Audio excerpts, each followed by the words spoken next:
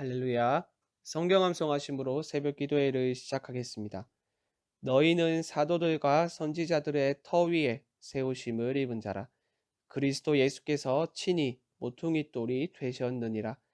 그의 안에서 건물마다 서로 연결하여 주 안에서 성전이 되어가고 너희도 성령 안에서 하나님이 거하실 처소가 되기 위하여 그리스도 예수 안에서 함께 지어져 가느니라. 아멘. 하나님의 말씀은 잠언 2장 1절에서 15절까지의 말씀입니다. 제가 읽을 때에는 7절과 8절 말씀을 읽도록 하겠습니다. 그는 정직한 자를 위하여 완전한 지혜를 예비하시며 행실이 온전한 자에게 방패가 되시나니 대저 그는 정의의 길을 보호하시며 그의 성도들의 길을 보전하려 하심이니라. 아멘. 본문의 말씀을 포함한 2장 전체의 내용의 핵심은 지혜입니다.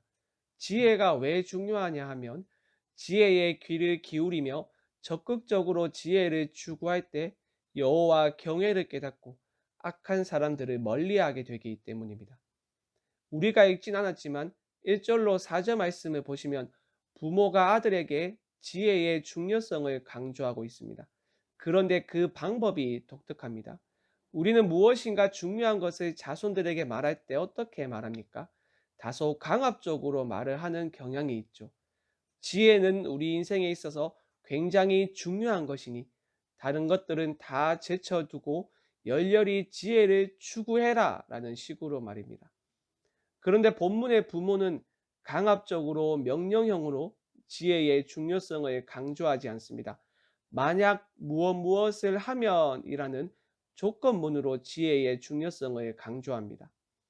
우리말 성경에는 조건문이 단 한 번만 사용된 것처럼 보이지만 원문을 보면 부모는 총 3번 조건문을 사용했습니다. 1절에서는 네가 만일이라고 말하고 있으며 또 3절과 4절에서도 원문을 보면 네가 만일이라는 조건문으로 시작하는 것을 볼 수 있습니다. 그러니까 이런 의미이죠. 내 아들아, 네가 만일 나의 말을 받으며 나의 계명을 내게 간직하며 내 길을 지혜에 기울이며 내 마음을 명철에 두며 네가 만일 지혜를 불러 구하며 명철을 얻으려고 소리를 높이며 네가 만일 은을 구하는 것 같이 그것을 구하며 감추어진 보배를 찾는 것 같이 그것을 찾으면. 여기서 명철과 지식 그리고 지혜 모두 같은 의미로 생각하시면 되겠습니다. 부모는 단순히 지혜의 귀를 기울이고 마음으로 지혜를 사랑하라는 가르침을 주고 있지 않습니다. 적극적으로 지혜를 추구하되 은이나 감추어진 보물을 찾는 것 같이 열정과 집요함을 가지고 지혜를 추구하라고 말합니다. 그렇다면 부모는 아들에게 왜 지혜를 열렬히 추구하라고 하는 것일까요? 5절 이하에서 정답을 찾을 수 있습니다. 만약 아들이 지혜를 열렬히 추구하게 되면 여호와 경외하기를 깨닫고 하나님을 알게 되기 때문입니다. 5절을 보시죠. 여호와 경외하기를 깨달으며 하나님을 알게 되리니. 우리말 성경에는 생략되어 있지만 5절은 그러면 또는 그때를 의미하는 접속사로 시작합니다. 즉 5절은 1절로 4절 말씀에서 조건문으로 말한 것의 결론인 것이죠. 아들이 만약 지혜의 귀를 기울이고 지혜를 열렬히 추구하면 하나님을 알고 여호와를 경외하게 될 것이다.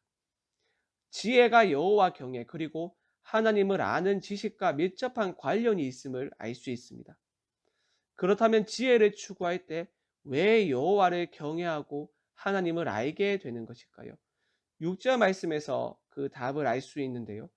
지혜를 주시는 분이 바로 하나님이시며 하나님의 입에서 나오는 말이기 때문입니다.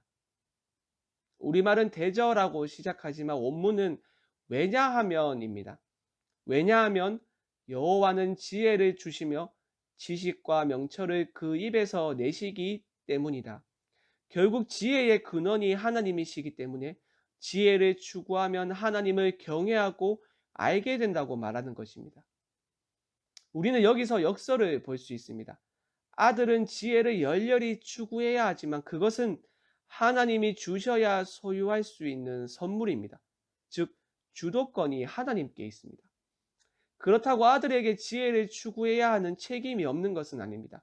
하나님이 주셔야 소유할 수 있는 선물인 것은 확실하지만 동시에 아들이 열렬히 추구해야 소유할 수 있는 것이 바로 지혜입니다.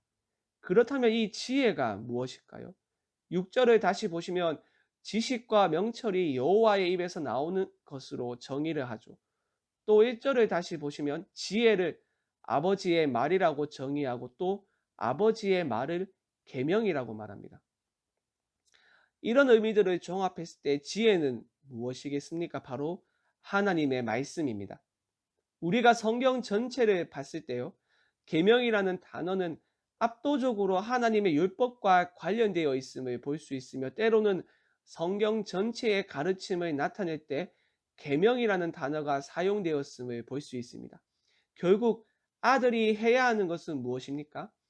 하나님의 말씀에 귀를 기울이며 마음에 하나님의 말씀을 두며 은과 감추어진 보물을 찾는 것처럼 하나님의 말씀을 간절히 추구하는 것입니다. 사랑하는 여러분, 그렇다면 여러분은 하나님의 말씀에 귀를 기울이며 마음에 하나님의 말씀을 두며 하나님의 말씀을 열렬히 추구하고 계십니까? 우리는 왜 시간이 지날수록 하나님을 아는 지식이 성장하지 않고 하나님을 향한 경외의 마음 또한 깊어지지 않는 것일까요? 지혜에 대한 추구, 하나님의 말씀을 추구하지 않기 때문입니다. 우리가 성경을 깊이 묵상하고 있는다면 하나님을 아는 지식과 여호와를 경외하는 우리의 태도는 반드시 더욱더 깊어집니다. 여기서 알다라는 단어는 단순한 지식의 정보를 의미하는 것이 아님을 여러분 잘 알고 계시죠. 어떤 사물을 관찰하고 그 사물의 정보를 습득하는 것이 알다의 의미가 아닙니다. 이것은 체험적인 알미입니다. 하나님의 말씀을 통해서 하나님을 알고 여호와를 경외하는 자에게는 하나님의 보호가 임합니다. 우리가 읽은 7절과 8절을 보시죠. 그는 정직한 자를 위하여 완전한 지혜를 예비하시며 행실이 온전한 자에게 방패가 되시나니 대저 그는 정의의 길을 보호하시며 그의 성도들의 길을 보전하려 하심이니라. 여기서 지혜 있는 자들은 정직과 온전함을 지닌 것으로 묘사되는데 그런 자에게 하나님께서 완전한 지혜를 예비하시며 친히 방패가 되어주시고 성도들의 길을 보호하십니다. 8절의 성도는 바로 하나님의 언약적 사랑인 헤세드를 소유한 자들을 의미합니다. 하나님은 지혜 있는 자들의 길을 끝까지 인도하시는 것이죠. 이 놀라운 복들은 오직 하나님의 말씀을 열렬히 추구하는 자에게 임하는 복입니다. 그러니 여러분, 날마다 부지런히 하나님의 말씀을 읽고 묵상함을 통하여 하나님을 더욱더 알아가고 하나님을 더 깊이 경외함으로써 우리의 방패가 되어주시고 우리의 길을 보호하시는 하나님을 경험하는 복된 여러분이 되길 바랍니다. 함께 말씀 생각하며 합심으로 기도하겠습니다. 하나님의 말씀을 열렬히 추구하는 마음을 허락하여 주시옵소서.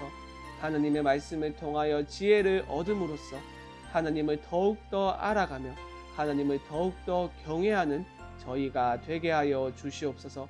화요일은 장년부와 양육가정을 위하여 기도하는 날입니다. 말씀과 기도를 통하여 거룩의 능력을 회복하는 우리 성도들이 되게 하여 주시옵소서. 또한 리더들이 예수 그리스도의 심장으로 영혼들을 섬기게 하여 주시옵소서. 마지막으로 코로나 사태를 속히 종식시켜 주시옵소서. 이 일을 통하여 한국교회가 다시 복음으로 돌아가게 하여 주시옵소서. 이 외에도 각자의 기도 제목을 가지고 자유롭게 기도하시면 되겠습니다. 주님의 이름을 한번 부르고 자유롭게 기도하겠습니다. 주여